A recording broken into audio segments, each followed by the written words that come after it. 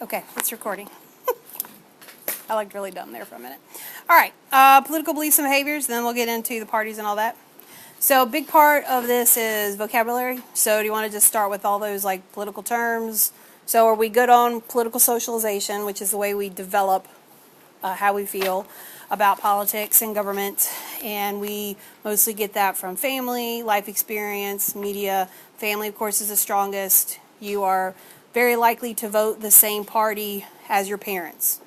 Now, obviously, there's exceptions, but remember we're talking about like the general rule about how people vote and everything, okay?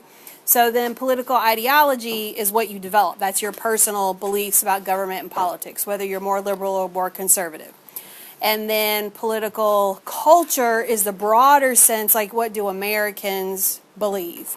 And like how we really value economic liberalization. So, you know, like free enterprise, capitalism, market economy, how that we value individualism, freedom of religion, freedom of speech, all those things. So that's all like political, that's political culture. We measure political culture through public opinion polls and stuff. Remember that polls, we're trying to capture like what do people believe. We want polls to be random sample, representative sample, and a large sample.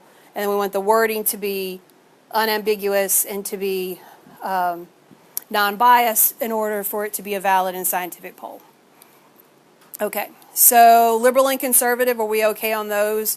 So liberals are going to be more in favor of government being involved in our lives, doing more kind of providing for welfare of people, Social Security, any kind of government services like that, like a lot of those programs that FDR gave, making sure Social Security is going to stay around. They also are going to be pro-choice, more favor of, they would sacrifice, they're more favor like freedom of speech versus like privacy. Like I would rather keep my privacy, you know, and not be maybe as safe versus conservatives are going to be more in favor of supporting increased defense spending, sacrifice a little bit of those freedoms in order to get everything protected us from terrorism, that kind of thing. Take a harder stance on that.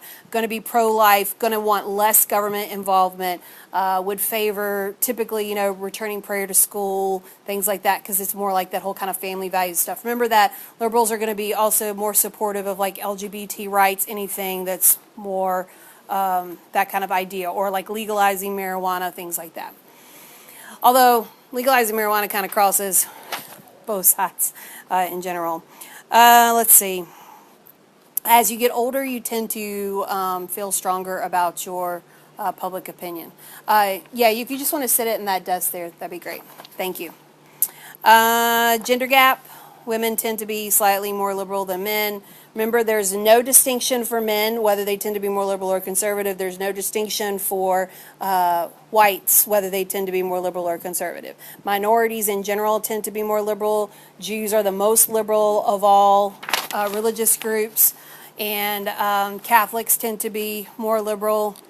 And any other kind of distinctions? Evangelical Protestants tend to be more conservative. So we were having a hard time with what are evangelical Protestants, so like Baptist, Pentecostal, Presbyterian. Mormons would definitely be more conservative, things like that. Okay. The other one I haven't said is political efficacy, which of course is my favorite one, which is the idea of how much your vote matters. So somebody who has a high sense of political efficacy is going to go out and vote.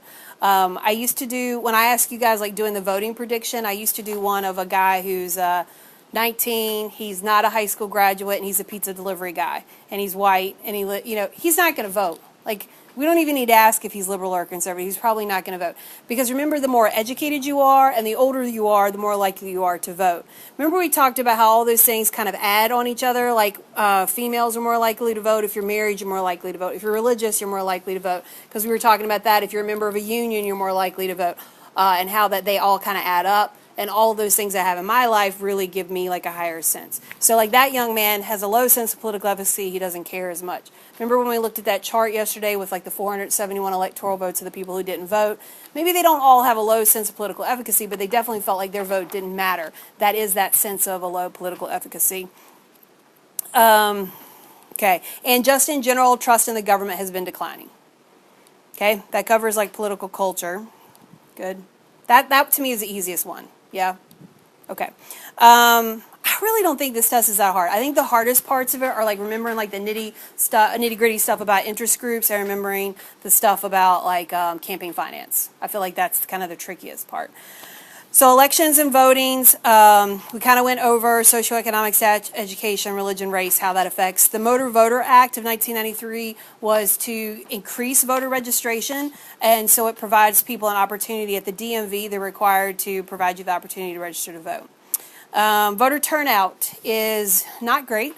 Voter turnout usually is in the 50s and 60s for presidential turnout rate, and it is the highest for presidential. So a lot of states, they do their president and governor on the same one. We don't in Virginia. So the highest turnout is presidential. The second highest is for governor, which is called gubernatorial. Primary is the lowest. Primaries, remember, only about 20% turnout. Because to turn out for a primary, you have to have really strong party identification. And remember that strong party identification is something that has declined in America in general. As we have extended voting rights, remember that as we've extended voting rights, we have not seen an increase in people voting. So the ones that extended voting rights would be the 15th Amendment, which specifically gave former slaves the right to vote, the 19th Amendment, which gave women the right to vote in 1920, and then the 26th Amendment, which gave 18-year-olds the right to vote. They were in Vietnam and complaining, we can drink, but we can't vote. And of course now the drinking age has raised. Remember, thanks to Mothers Against Drunk Driving, who are a good example of an interest group, we talked about how that the states were manipulated to raise the drinking age so that they could get money for their roads. Why don't people vote? Well, we have apathy, but we also have voter registration. You have to be registered to vote. Like October 15th is the cutoff if you want to vote in the November election in Virginia. You have to register in advance. You have to have residency, so if you've moved, that could be a problem. There's also only one day to vote, and it's in the middle of the week, the beginning of the week. So it's hard to vote on a Tuesday, especially if you have to work. Transportation can even sometimes be an issue, all of these things, because you can't vote just at any voting place. You have to vote at your precinct where you're supposed to vote. So a big part of that is the fact that a lot of people aren't, voter registration, a lot of people argue is one of the things that keeps people from voting. The number one factor for determining who votes, if you are a member of a political party. So having strong party identification tells me you're going to vote. That's why when we said that primaries have the lowest voter turnout, but those are also the ones that are your hardcore party members. Or people who have really high political efficacy like me, even though I don't have high political party. But I'm an exception, you remember? So we're talking about generalization. So you're being a member of a political party is the number one. Remember that parties, again, have declined in power. They're not as important as they used to be. The big thing that parties do now, parties do still do a lot of things. Parties help. Well, what's the number one goal of a party? What are they trying to do? Get their candidate elected. And so they're going to do that any ways they can. They're going to hold rallies. They're going to try to get grassroots movement. They want us all to call people on the phone. They want us to go knock door on door. Canvassing. Remember we talked about that word electioneering, that whole idea. They're going to run ads. They're going to, and then the big party is going to have eventually the presidential nomination where we choose the party members. So speaking of how we choose the president, they're chosen through either the primary or a caucus, right?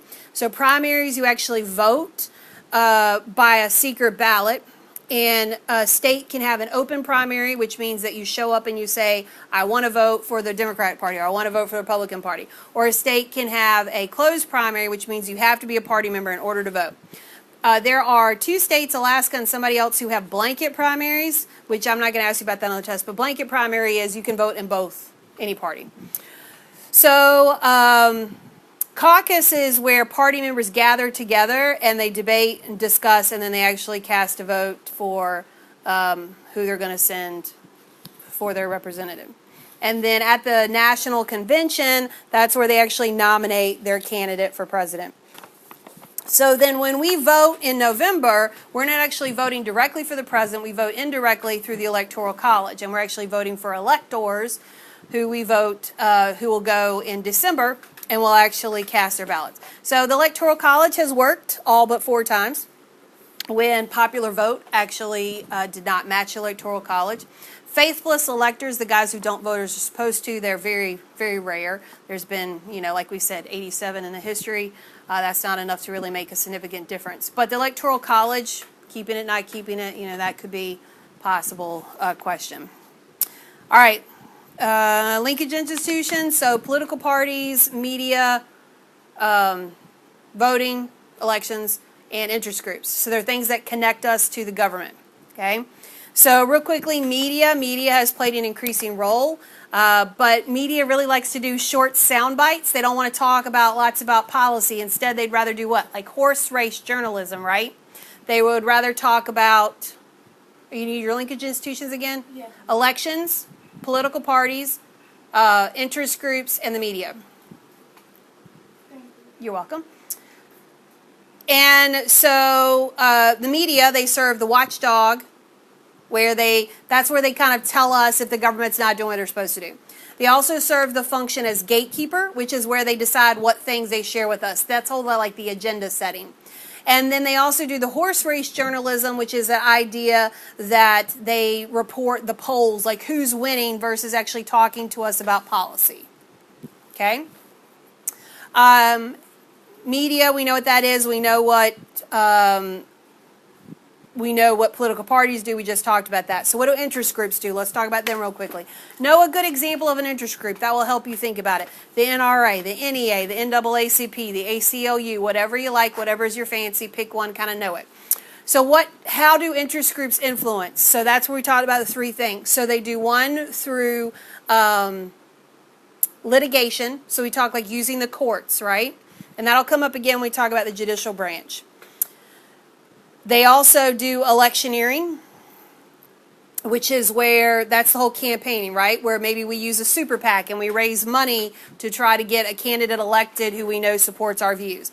They also use lobbying. Remember, that's when they directly try to influence members of Congress to pass their policy. So remember, interest groups are issue specialists and political parties are issue generalists, because political parties are trying to reach a broad group of people versus interest groups want people who are directly concerned with their issue.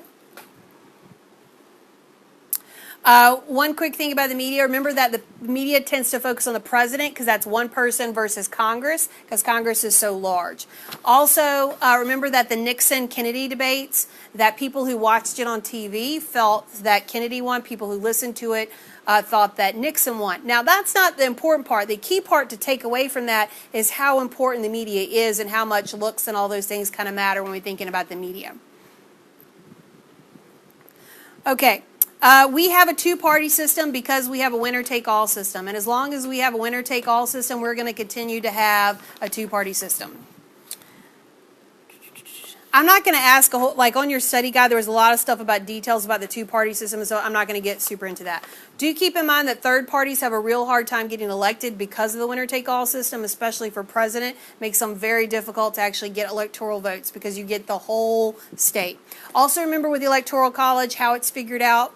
100 in the Senate, 435 in House of Representatives, and 3 for D.C. And then it takes 270 to win.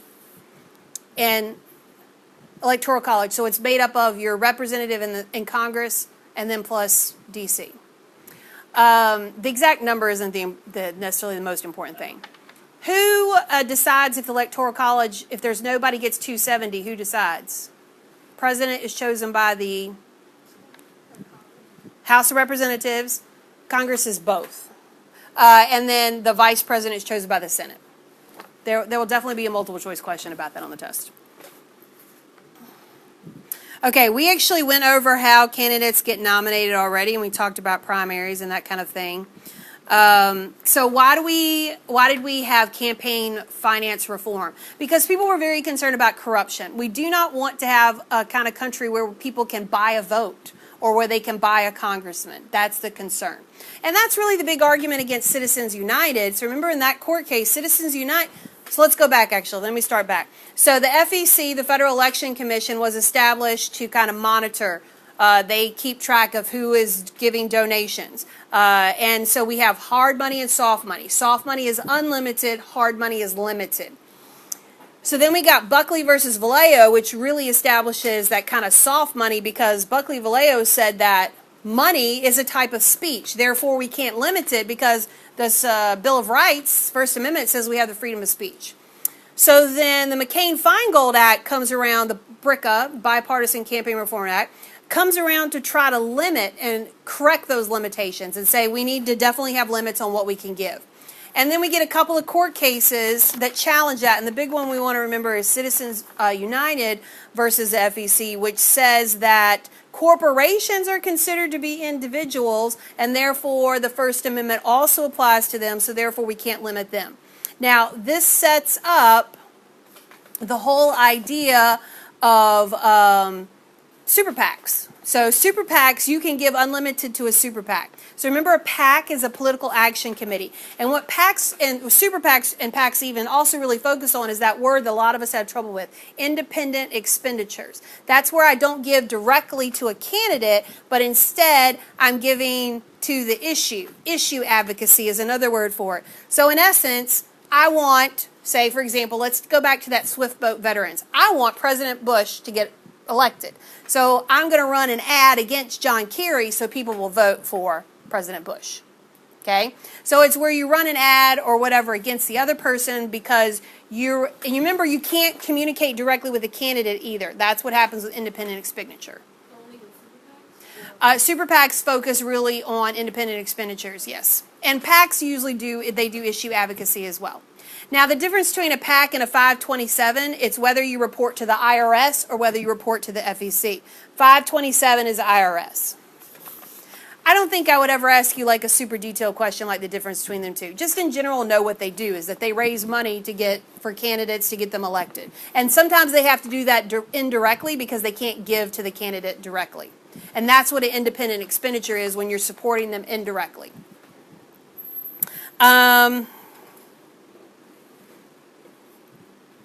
I know in your paper it says 4 ways interest groups shape public policy. So sometimes the 4th way is called grassroots, which really is kind of a part of electioneering. So if you really just put the 3, that's what I care about. All right, so I have hit, let me make sure I've got everything. I think I've hit everything on here. Federalist number 10 focuses on Madison's view of kind of a response to Brutus. Brutus number 1, remember, talks about how that our country is so large and diverse that we need to have small, the really confederacy. We need to have state governments and not a lot of power in the central government. And Madison is arguing, no, we're so large, all these factions, these divisions in our society, and he argues, of course, that property is the largest of those, the most divisive. Basically, inequality and wealth, which we kind of agreed is still a big issue today, that the answer to solving the problem of having so many factions is actually to have a large republic. Okay? So really just completely disagreeing with Brutus there and arguing that having a large republic is what's actually going to protect our country. Okay? So he's arguing for pluralist theory, right? And a lot of people would say that our country has kind of gone beyond that. We really have hyperpluralism now where we have so many different voices being heard that nobody's compromising. And elite theory would be that idea that like the top % are running the country. Okay? Any questions about anything on your study guide? We're going to talk about a couple of FRQ stuff in just a minute here. I will remind you, too, that we're going to have, because of the homecoming schedule, we're going to have a shorter test, shorter multiple choice, and then we're going to have 2 FRQs. One's going to be a graph. The other one is going to be straight out, just like we did with Electoral College, like A, B, C, D.